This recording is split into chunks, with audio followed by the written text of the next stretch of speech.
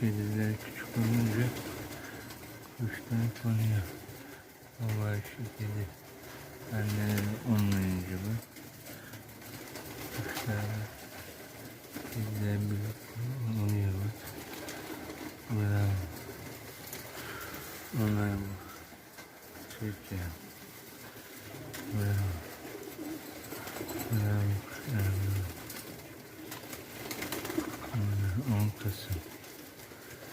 Teşekkürler. Bravo. Lütfen. Okey. Bitkilerle, kuşlar birlikte güzel güzel yaşayın.